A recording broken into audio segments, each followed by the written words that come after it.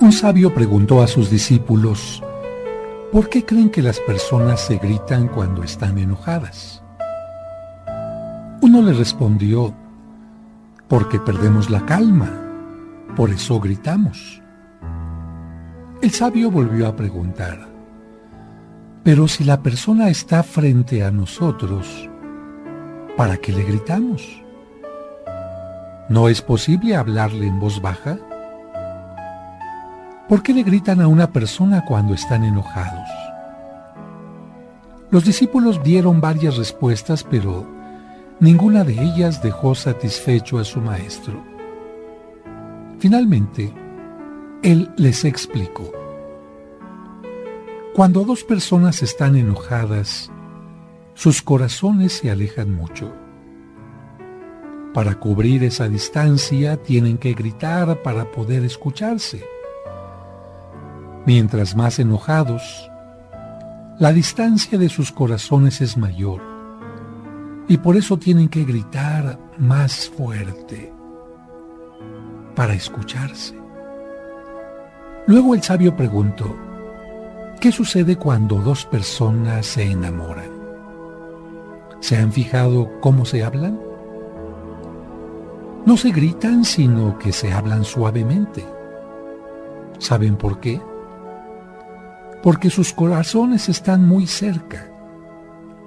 La distancia entre ellos es muy pequeña. El sabio continuó diciendo, ¿qué sucede cuando las personas se enamoran aún más? No hablan, solo susurran y se acercan más en su amor. Y si continúan llenándose de amor, llega un momento en que ni siquiera susurran. Solo se miran y eso es todo, porque las personas que se aman tienen los corazones muy cerca. Luego el sabio les dijo, las personas pensamos o sentimos distinto y es inevitable discutir, pero cuando discutan, no dejen que sus corazones se alejen. No digan palabras que los distancien más, porque si lo hacen, puede llegar el día en que la distancia sea tanta que no puedan encontrar el camino de regreso.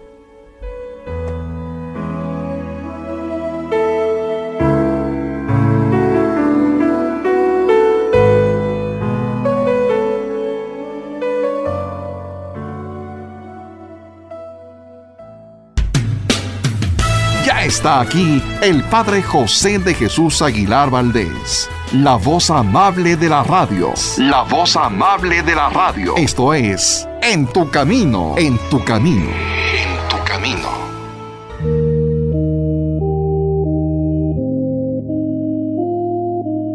Seguramente en algún momento te has preguntado, ¿por qué la Iglesia tiene su sede en el Vaticano y no en Tierra Santa? ¿A qué se le llama Vaticano y por qué? ¿Por qué al Vaticano se le llama Santa Sede? Si no conoces las respuestas para estas y muchas otras preguntas sobre el Vaticano, quédate a disfrutar la primera parte de La Santa Sede, de nuestra serie Lo mejor de En tu Camino.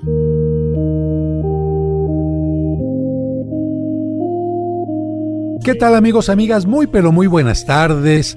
Bienvenidos a esta transmisión de En tu Camino a través de la frecuencia 1470 de AM. Antes agradecemos a nuestro productor Sergio Enríquez Morín y también a quienes están en los controles. Gracias a todo el equipo, esta transmisión llega hasta ti. Y bueno, vamos a iniciar el día de hoy contestando algunas preguntas que tienen que ver con el Vaticano, porque tú seguramente, si eres católico, sabes que el Papa radica allá, pero ¿por qué el Papa radica allá? ¿Qué importancia tiene el Vaticano? ¿De qué tamaño es? ¿Qué significa? ¿Cómo está organizado? Bueno, yo creo que también necesitamos nosotros conocer esta parte para valorarla y para comprender también la organización de la Iglesia.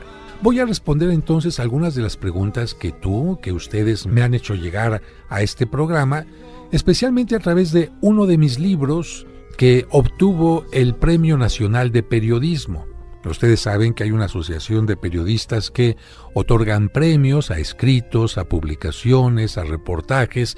Y bueno, este libro, por el contenido que sirvió especialmente para entender qué sucedió después de la renuncia del Papa Benedicto XVI y las cuestiones que tienen que ver con el Vaticano, la elección de los papas, etcétera, pues fue meritorio para que yo recibiera este Premio Nacional de Periodismo por segunda ocasión en el año 2014 concretamente.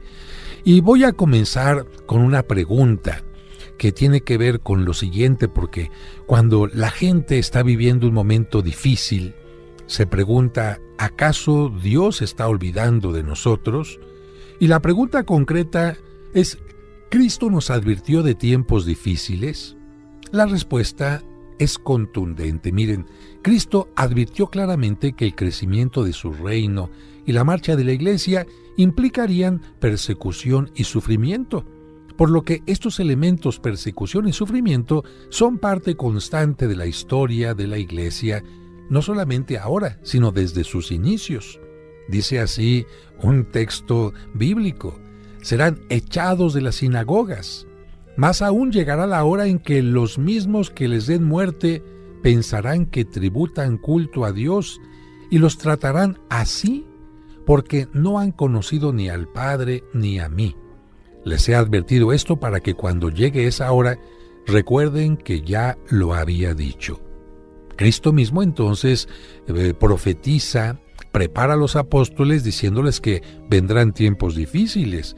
Y dice Cristo, pensarán algunos que les están dando muerte, que están dando culto a Dios, como fue el caso de San Pablo. San Pablo, cuando perseguía a los primeros cristianos, ¿qué es lo que pensaba? Estoy haciendo lo que Dios me pide según mi religión judaica. Hasta que San Pablo después se dio cuenta y dijo, caray, ¿qué estoy haciendo yo?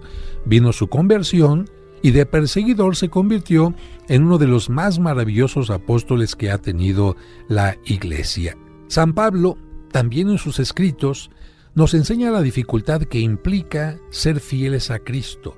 Escribe así San Pablo, ve qué hermosas palabras escribe San Pablo. Quiero que sepas que en los últimos tiempos sobrevendrán momentos difíciles, porque los hombres serán egoístas, amigos del dinero, jactanciosos, soberbios, difamadores, rebeldes con sus padres, desagradecidos, impíos, incapaces de amar, implacables, calumniadores, desenfrenados, crueles, enemigos del bien, traidores, aventureros, obcecados, más amantes de los placeres que de Dios, y aunque harán ostentación de piedad, carecerán realmente de ella. Y continúa escribiendo San Pablo, apártate de esa gente. Así son los que se introducen en los hogares, seduciendo a mujeres frívolas y llenas de pecados, que se dejan arrastrar por toda clase de pasiones, esas que siempre están aprendiendo, pero nunca llegan a conocer la verdad. Qué curioso escribe San Pablo diciendo que hay personas como estas mujeres a las que él menciona, que se la pasan aprendiendo todo, por no decir, se meten en chismes, se meten en cosas que no ayudan a nada a la vida interior, pero por esta razón nunca llegan a conocer la verdad. Y continúa escribiendo San Pablo así: así como Janés y Jambres se opusieron a Moisés, ellos también se opondrán a la verdad. Son hombres de mentalidad corrompida, descalificados en lo que se refiere a la fe, pero no irán lejos porque su insensatez se pondrá de manifiesto como la de aquellos. Por lo demás, los que quieran ser fieles a Dios en Cristo Jesús tendrán que sufrir persecución. Los pecadores y los impostores, en cambio, irán de mal en peor y engañando a los demás, se engañarán a sí mismos. Porque llegará el tiempo en que los hombres no soportarán más la sana doctrina, por el contrario, llevados por sus inclinaciones, se procurarán una multitud de maestros que les halaguen los oídos y se apartarán de la verdad para escuchar cosas fantasiosas. Con estos textos sabemos que la Iglesia, por supuesto, tú, yo, tendremos que pasar por momentos difíciles, pero esto no es el final. El bien prevalecerá. Vamos a un corte y regresamos enseguida. Hacemos una pausa y al regreso seguiremos escuchando la primera parte del especial de La Santa Sede, aquí en Tu Camino.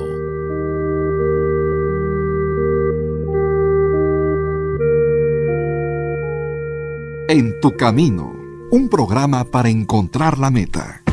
El cónclave ha terminado. Ha sido elegido el nuevo obispo de Roma, Su Santidad el Papa León XIV. Pero, ¿qué es exactamente un cónclave y cómo se llevó a cabo esta elección tan importante? Si te lo has preguntado, no te quedes con la duda. Te recomendamos la nueva edición del libro La Sede Vacante del Padre José. Un libro claro, directo y lleno de datos interesantes con un formato de preguntas y respuestas que te explica todo sobre el cónclave, sobre el Vaticano, los cardenales, la legislación de la Iglesia y también sobre las famosas profecías en torno a los papas. ¿Serán ciertas o solo mitos? La Sede Vacante, un libro muy fácil de leer e imposible de dejar. Pregunta por la nueva edición, los envíos y la versión digital en los teléfonos 55667744 y 55-5705-5939. La Sede Vacante, un libro del Padre José con el que aprenderás mucho sobre el Vaticano y el Papa. En Tu Camino. En Tu Camino, un programa para encontrar la meta.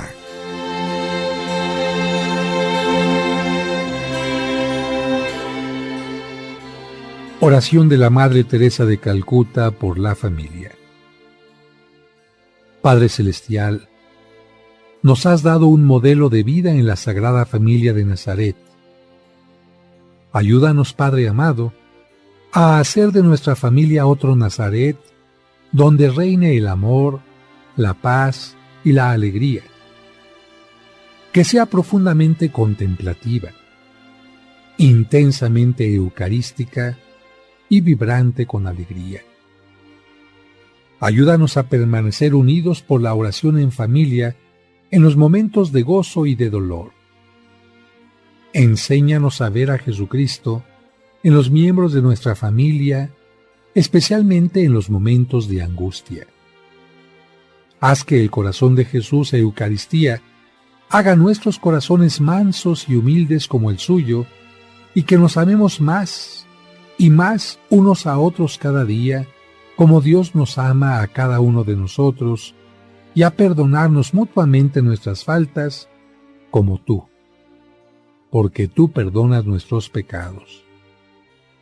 Ayúdanos, oh Padre amado, a recibir todo lo que nos das y a dar todo lo que quieres recibir con una gran sonrisa. Inmaculado Corazón de María, causa de nuestra alegría, ruega por nosotros. Santos ángeles de la guarda, permanezcan a nuestro lado, guíenos y protéjanos. Amén.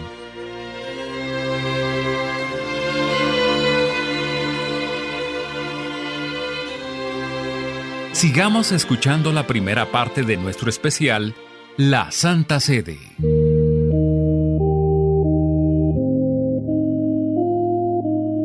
Muchas gracias por continuar con nosotros, y para aquellos amigos que les gusta acercarse más a la Sagrada Escritura, les quiero comentar que este texto de San Pablo que acabo de leer, que habla acerca de los momentos difíciles que tendremos que vivir en cualquier momento de nuestra vida, porque por vivir el bien, por defender la verdad, por tratar de ser justos, siempre habrá gente que nos critique, que nos moleste, que te critique. Estoy seguro que a ti que me estás escuchando, hay personas que cuando has tratado de ayudar te han respondido en forma equivocada. Cuando has tratado de defender a alguien que ha actuado honestamente, te han vuelto la cara o alguna cosa semejante. Mira, no te preocupes, ya el apóstol San Pablo en su segunda carta a Timoteo menciona este tipo de cosas.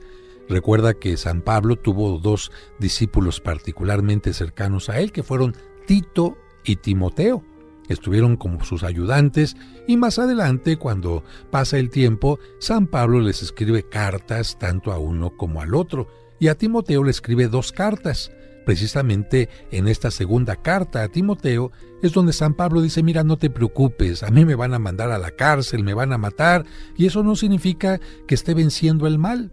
Eso no significa que lo que Cristo vino a instaurar esté perdiéndose. No. Son situaciones que implican la lucha del mal por tratar de apagar, por tratar de acabar con el bien, pero esto evidentemente nunca va a tener un buen resultado. A veces aparentemente parece que el mal es el que está venciendo, pero esto no es el final.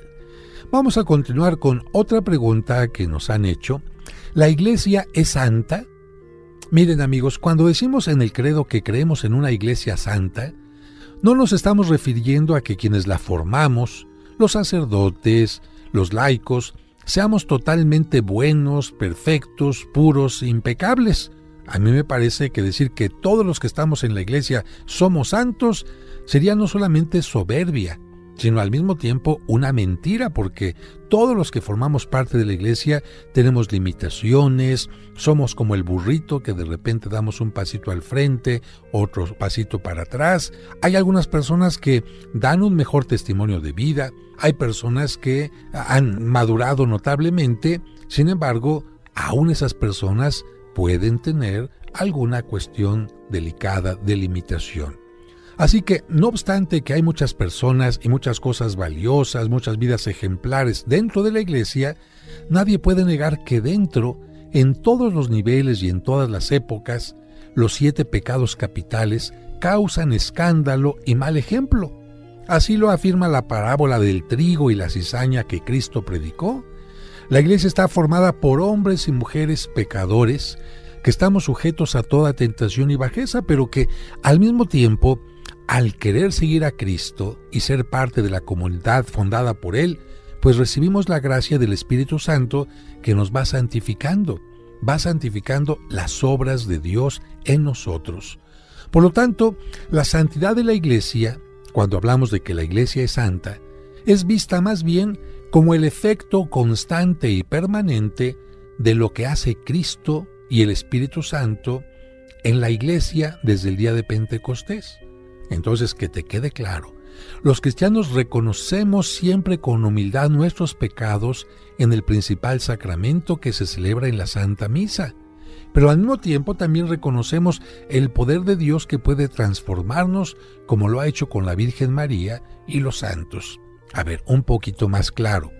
Si nosotros tenemos el sacramento de la reconciliación, de la penitencia, de la confesión, como le llamas en la Iglesia, ¿por qué es? Pues porque reconocemos, y Cristo sabía ya, que todos los que formamos parte de esta Iglesia podemos cometer una falta, pero Él nos ofrece el perdón. Y nosotros también, cuando acudimos a la Santa Misa, sabemos que gracias al sacrificio de Cristo, nosotros nos vamos purificando y santificando, pero no por ser soberbios. Por eso al principio de la misa comenzamos diciendo: yo confieso ante Dios Todopoderoso que he pecado mucho de pensamiento, palabra, obra y omisión. Los que asistimos a la Santa Misa no estamos ahí porque seamos santos, perfectos, puros. No, al contrario, decimos, queremos serlo, es nuestro ideal, pero no podemos solos y por eso necesitamos de la gracia de Dios. ¿Y cómo es que los santos lograron llegar a esta santidad? Pues con su esfuerzo, pero también con la gracia de Dios. Vamos a la siguiente pregunta. ¿Por qué la Iglesia tiene su sede en el Vaticano y no en Tierra Santa? Y a mí me parece una pregunta sumamente interesante, porque alguien diría: oiga, padre, quizás no conozca mucho de geografía, pero de acuerdo a lo que yo entiendo, Cristo no predicó en Europa, ni en América, ni en Roma. Cristo más bien predicó en aquello que le llamamos el Medio Oriente, allá en lo que llamamos ahora Palestina o Israel. ¿Qué no debería de estar allá en la Tierra Santa, este lugar de la sede del Papa? Y te aclaro también una cosa: se le llama Tierra Santa a todos los lugares donde vivió Cristo, la Virgen María y los santos. Por lo tanto, Tierra Santa no es nada más Israel. Claro, se le llama con mayúsculas Tierra Santa a esta región de Palestina donde vivió Cristo y la Virgen María, los apóstoles, pero ¿dónde mostró Dios su poder en tiempo de Moisés? En Egipto. Bueno, Egipto también es Tierra Santa. ¿A dónde viajó San Pablo después de que se convirtió? A lo que conocemos ahora como Turquía, a Grecia. ¿Dónde murieron martirizados Pedro y Pablo? Roma. Por esa razón también Roma, Egipto, Turquía son considerados Tierra Santa. Pero especialmente, repito, con mayúsculas se le llama Tierra Santa a los lugares donde vivió Cristo. Vamos a responder entonces a esta pregunta: ¿por qué la Iglesia tiene su sede en el Vaticano y no en Tierra Santa? Miren, los primeros cristianos tuvieron que huir de Jerusalén porque fueron perseguidos por los judíos. ¿Cómo iban a quedarse ahí si los estaban asesinando? Más tarde, no solamente los primeros cristianos, sino también los judíos tuvieron que huir de aquel lugar porque la ciudad donde murió y resucitó Jesús fue destruida en el año 70 después de Cristo. ¿Por quién? Por el Imperio Romano. Así que no solamente los cristianos, sino también los judíos tuvieron que salir huyendo porque llegaron las huestes romanas bajo las órdenes de Tito, destruyeron, quemaron toda la ciudad de Jerusalén. De hecho, del gran templo, de aquel que vio Cristo, maravilloso, solo quedó el famoso Muro de las Lamentaciones. Cuando murieron martirizados Pedro y Pablo en Roma, los primeros cristianos decidieron tomar la capital del imperio, es decir, Roma, como el centro y sede de la iglesia. ¿Por qué? Porque ahí entregaron su vida lo que conocemos como, a quienes conocemos como los príncipes de la iglesia, a Pedro y a Pablo. Aunque después hubieran querido regresar a Jerusalén los primeros cristianos, no podrían haberlo hecho. ¿Por qué? Porque posteriormente Jerusalén fue tomada por los musulmanes. Hay que recordar que hacia el siglo VII se crea esta nueva religión que es el Islam. Los que forman parte del Islam son los musulmanes y ellos estaban en contra de cualquier santuario, de cualquier sacerdote, de cualquier imagen que fuera cristiana o judía, y llegaban destruyendo todo, y ellos llegaron y tomaron Tierra Santa no durante unos pocos años, sino 100, 200, 300, cientos de años, y por esta razón no pudieron de ninguna manera regresar los cristianos a aquel lugar. Tuvieron que pasar muchísimos años para que los cristianos pudieran entrar nuevamente a Tierra Santa y con permiso de los musulmanes, que siguen teniendo territorios muy grandes ocupados por ellos y ahora también ocupados por los judíos.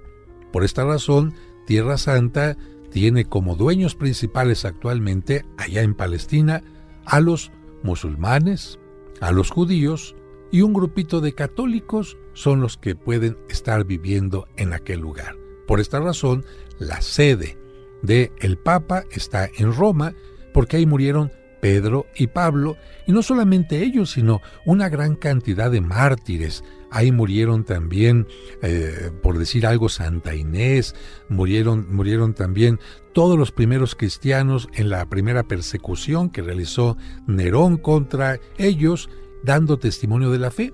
Y si ahí toda Roma está llena de mártires, los primeros cristianos dijeron: esta ciudad se convierte para nosotros en un lugar que manifiesta la lucha, la defensa en la fe, incluso hasta el martirio.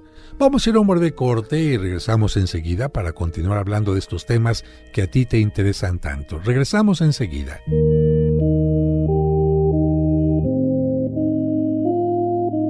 Hacemos una pausa y al regreso seguiremos escuchando la primera parte del especial de La Santa Sede, aquí en Tu Camino. Lamentablemente, muchos que se dicen católicos solo siguen tradiciones, pero no los mandamientos de Dios. Es muy probable que ya hayas escuchado estos cuentos maravillosos que el Padre José comparte a través de este programa o en su canal de YouTube. Eso es cierto. Por eso tú me has enseñado a cuidar mi cuerpo. Así es, debemos ser aseados, cuidar nuestra salud y alimentarnos adecuadamente. Con ellos, tanto los niños como los adultos comprendemos mejor los evangelios que escuchamos cada domingo en la Santa Misa. No seas tonto. Un hijo puedes volverlo a tener fácilmente. En cambio, un tesoro así, nunca lo volverás a ver en tu vida. El libro Cuentos para entender el Evangelio reúne todas estas historias que te ayudarán a profundizar en el mensaje de los evangelios que se leerán este domingo y todos los siguientes de manera indefinida. ¿Te gustaría tenerlo o regalarlo a alguien especial? ¿O prefieres la versión digital en tu dispositivo? Pregunta para más detalles al 55 55 66 7744 o al 55 5705 5939. Cuentos para entender el Evangelio. En tu camino, un programa para encontrar la meta. En tu camino, un programa para encontrar la meta. Por eso que todos lo miran como un gran maestro y jamás faltarle al respeto a él con amor.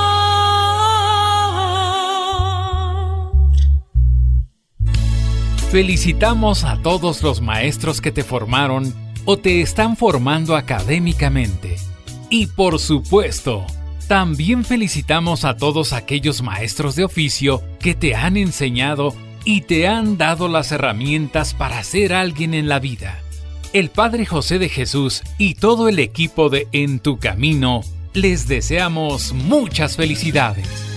Diciendo tan buen profesor que lo quieran tanto como a él es muy difícil. En tu camino.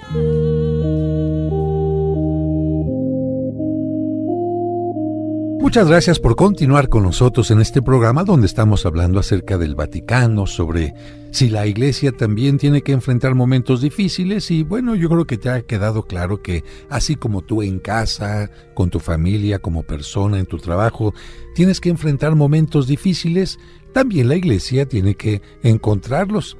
Yo no conozco a ninguna familia, ningún matrimonio, ninguna persona, ningún estudiante que no haya tenido retos, obstáculos o momentos difíciles. Y de hecho, en gran parte de lo que nos enorgullecemos en nuestra vida, en nuestra historia familiar o personal, es precisamente porque hemos salido adelante en esas adversidades. ¿Cómo se enfrentan las adversidades? Con una buena actitud, buscando las herramientas necesarias, pero sobre todo con mucha fe.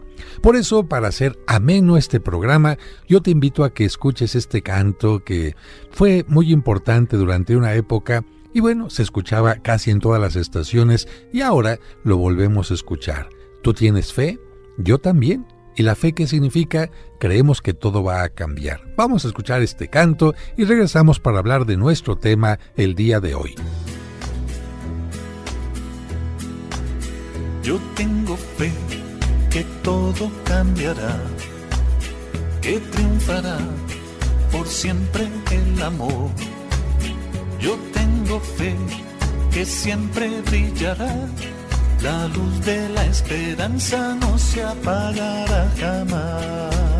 Yo tengo fe, yo creo en el amor. Yo tengo fe, también mucha ilusión. Porque yo sé, será una realidad el mundo de justicia que ya empieza a despertar. Yo tengo fe, porque yo creo en Dios. Yo tengo fe, será todo mejor. Se callarán el odio y el dolor. La gente nuevamente hablará de su ilusión. Yo tengo fe, los hombres cantarán una canción de amor universal. Yo tengo fe, será una realidad el mundo de justicia que ya empieza a despertar. Yo tengo fe que todo cambiará, que triunfará por siempre el amor. Yo tengo fe que siempre brillará, la luz de la esperanza no se apagará jamás. La la la la, la la la.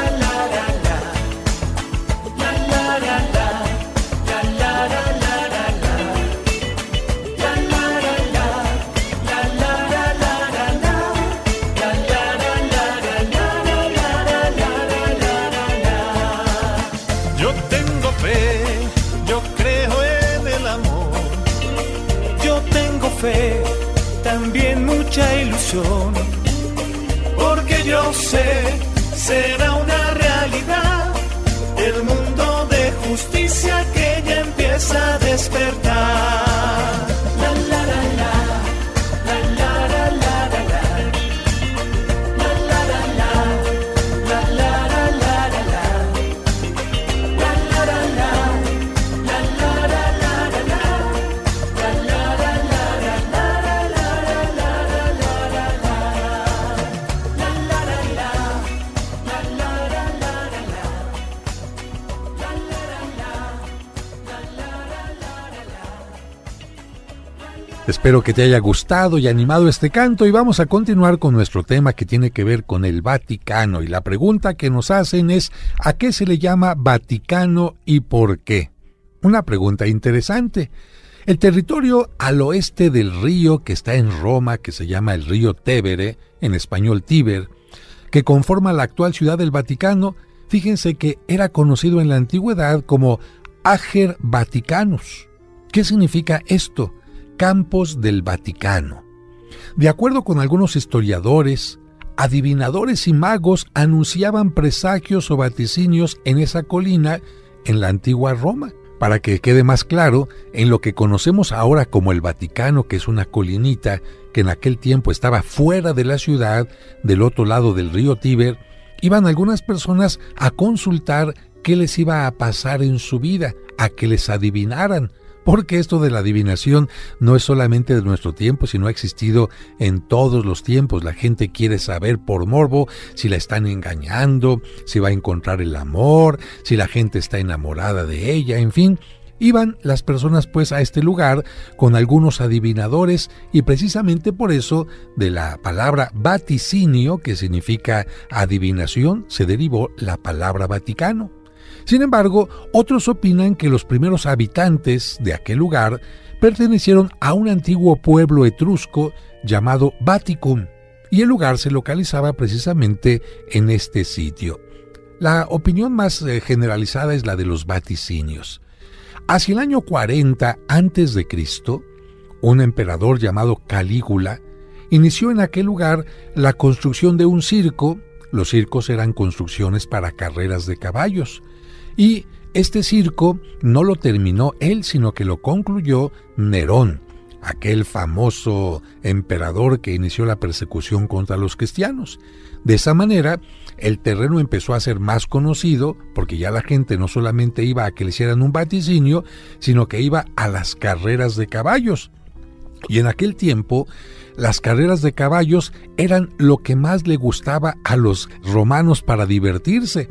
De hecho, en la propia ciudad ya había varios circos, pero como los emperadores querían quedar bien con el pueblo, pues construían otros circos y como ya no había espacio en la ciudad, se fueron a esa zona del Vaticano para construirlo. En ese lugar, fíjate qué interesante, fue donde se martirizó a San Pedro. ¿Por qué? Porque muchos de los martirios eran hechos en forma pública, para burlarse de los cristianos y que todos los asistentes se burlaran y dijeran, no, si así están terminando los cristianos, yo nunca voy a ser cristiano.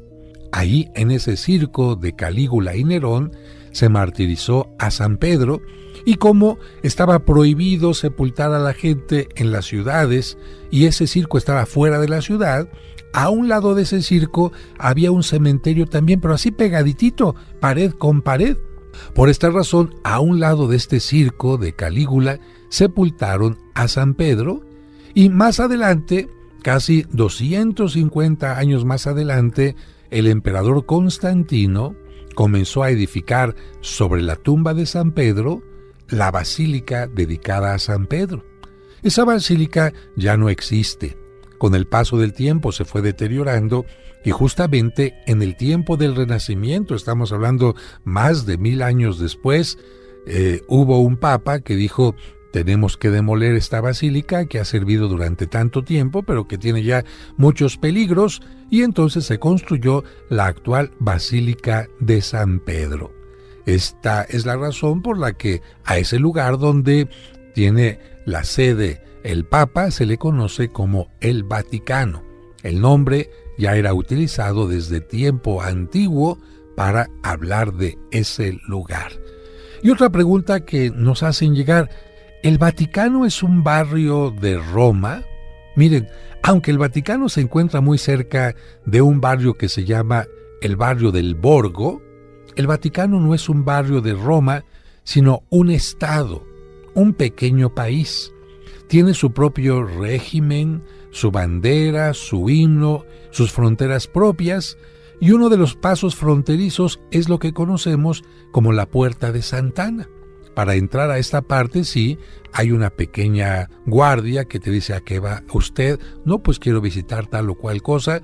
Muy bien, si uno se identifica no hay ningún problema.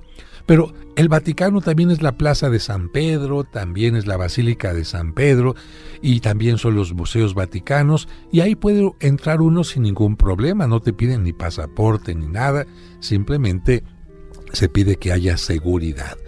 Vamos a ir a un breve corte y regresamos enseguida para continuar hablando de estos temas que tienen que ver con el Vaticano. Y ahora vamos a contestar al regreso del corte: ¿por qué al Vaticano se le dice Santa Sede? ¿Tú lo sabes? Si lo sabes, qué bueno, y si no, quédate aquí, ya regresamos.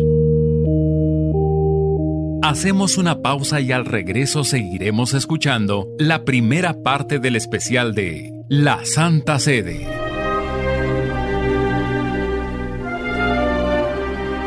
Él fue el pilar que siempre se mantuvo firme para sostener con amor a tu familia. Y muy posiblemente Él era tu héroe. Y hoy que ya no está contigo, no hay manera más hermosa de recordarlo que dedicar una misa diaria en su memoria. Anota a tu papá difunto en las misas gregorianas del mes de junio de la parroquia de San Cosme. Llámanos o escríbenos vía WhatsApp al 55 55 66 7744 y dedica una misa diaria durante todo el mes de junio por tu papá que ya está en la presencia de Dios. En tu camino. Sigamos escuchando la primera parte de nuestro especial, La Santa Sede.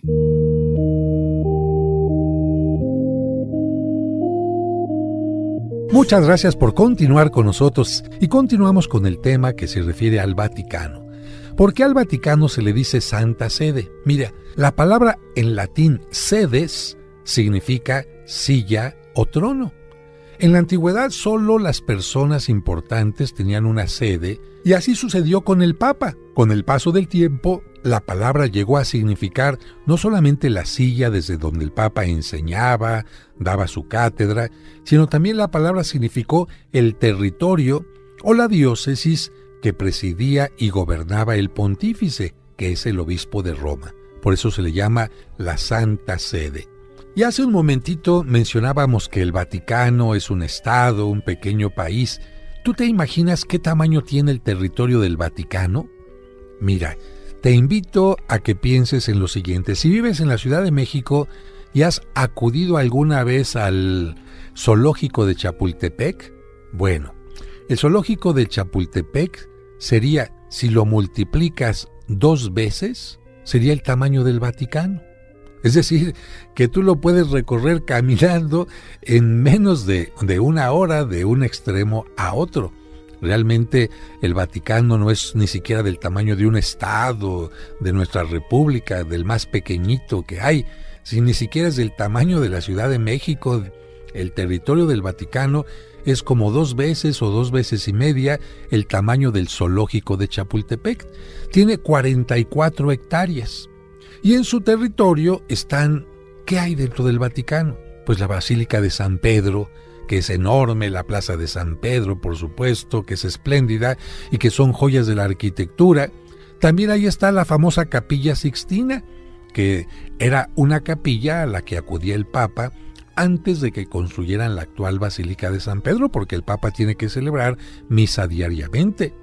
En ese lugar también está un lugar donde el Papa custodiaba todo aquello que se iba encontrando en las excavaciones, porque durante un tiempo tú sabrás que todo lo antiguo, como que era viejo, no servía, y utilízalo para hacer cosas nuevas. Fíjate que la gente iba, por ejemplo, al Coliseo, le quitaban las paredes, los mármoles, para aplanar sus habitaciones, o las esculturas las rompían para utilizar el mármol en fachadas de casas y cosas así. Y como los papas tenían mucho cuidado en que la cultura se respetara, aun las culturas antiguas que nadie valoraba, cuando aparecían cosas bajo tierra, esculturas griegas, romanas, vestigios de culturas antiguas, ¿qué hacían? Las iban guardando ahí en el Vaticano. ¿Para quién? Para ellos no, para que las siguientes generaciones supieran de qué se trataba. Así es como fueron surgiendo los llamados museos vaticanos. ¿Por qué? Porque poco a poquito fueron espacios para que la gente los visitara y conociera todo aquello que se había ido encontrando en las cercanías de Roma o que iba llegando de otros lugares. Ahora se exhiben ahí también algunas cosas que le han obsequiado a los papas, o bien espacios que grandes artistas como Miguel Ángel, como el Perugino y otros grandes pintores fueron embelleciendo. Así que también los museos vaticanos están dentro de estas 44 hectáreas que tú puedes visitar sin ningún problema. También están jardines y además una valiosísima biblioteca con documentos cristianos y de todas las culturas. Entre los tesoros del Vaticano, yo creo que están los archivos históricos que contienen noticias de la presencia y relación de la Iglesia con el mundo entero. Mucha gente pide permiso para entrar a estos archivos y hacer una larga documentación para su tesis o para alguna publicación importante. Vamos con la siguiente pregunta. ¿Cómo está organizado el Vaticano? ¿Cómo está organizada la Santa Sede? Miren, para que pueda desempeñar su labor evangélica y humanitaria, es normal y necesario que el Papa se organice y también tenga una serie de, vamos a decirle, asociaciones, se llama así, dicasterios allá, bien estructurados. Estos son los llamados tribunales y congregaciones romanas. Esto sería lo equivalente a las secretarías que tiene un país. Por ejemplo, en México hay Secretaría de Educación, Secretaría de Cultura, Secretaría de Turismo, pues el Vaticano también tiene sus tribunales y congregaciones. En su conjunto forman la Curia Romana. ¿Qué es la Curia Romana? La unión de todas estas congregaciones romanas. En este organigrama podemos destacar los siguientes dicasterios o secretarías para que lo entiendas tú. La Secretaría de Estado, para las relaciones de la Santa Sede con otros estados, países y las nunciaturas de las diversas naciones.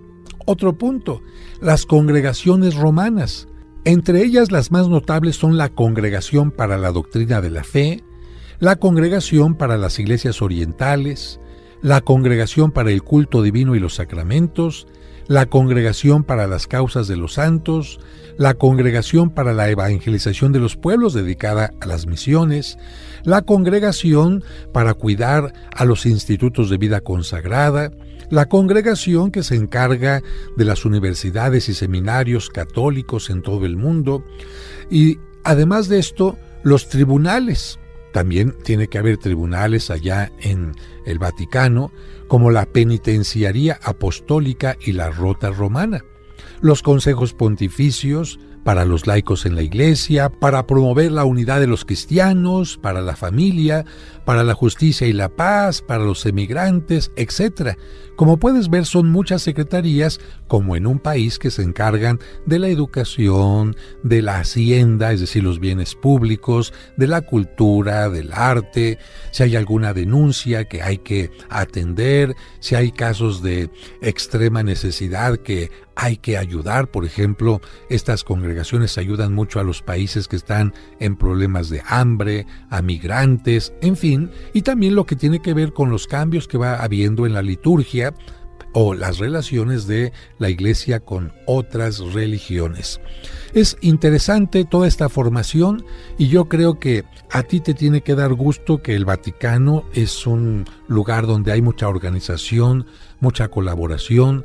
No trabajan únicamente el Papa y los obispos o cardenales, sino también trabajan muchas religiosas, religiosos y muchos laicos. Y por supuesto que hay un gran equipo también de personas que se encargan de difundir todo esto. Necesitamos que se difunda más, pero hay un gran equipo de personas que son colaboradores, grandes periodistas, creyentes y no creyentes, entre los que está nuestro colaborador Javier Martínez Brocal, a quien agradecemos tanto que todos los lunes o casi todos los lunes esté con nosotros en esta transmisión. Pues ahí están algunas de las preguntas que tienen que ver con el Vaticano. El próximo jueves continuaremos profundizando en esto porque es importante que lo conozcas y conociéndolo tú lo puedas compartir con otras personas que formen parte de tu círculo de amigos o conocidos, creyentes o no creyentes, porque también hay que tener una parte cultural que tiene que ver con el Vaticano. Algún día podrás visitarlo también y conociéndolo a través de estas transmisiones podrás gozarlo más. Que Dios les bendiga y terminamos como siempre. Hasta mañana.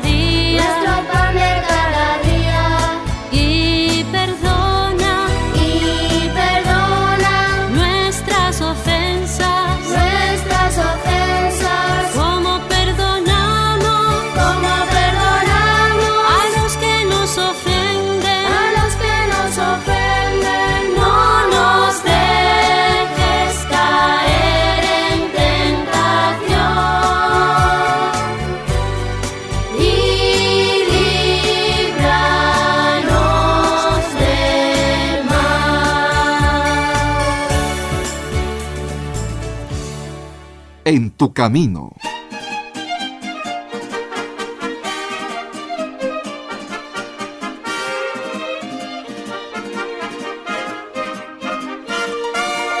Gloria, gloria, gloria, a Dios en el cielo, y en la tierra paz, a los hombres que ama el Señor.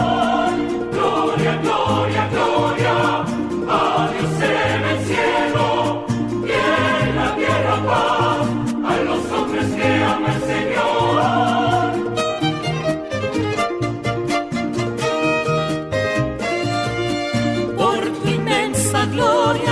Señor, todos te alabamos, te bendecimos, te adoramos, te glorificamos.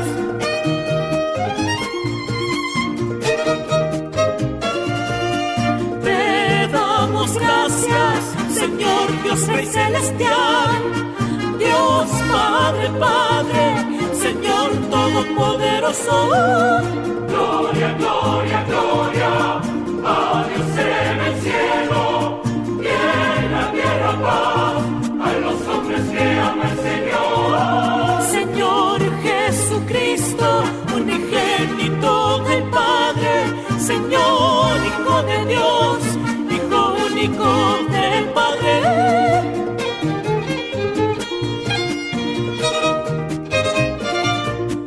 Cordero de Dios, que quitas el pecado, ten piedad de nosotros y atiende a nuestra súplica. Gloria, gloria, gloria a Dios en el cielo, y en la tierra paz, a los hombres que ama el Señor. Porque tú eres santo, solo tú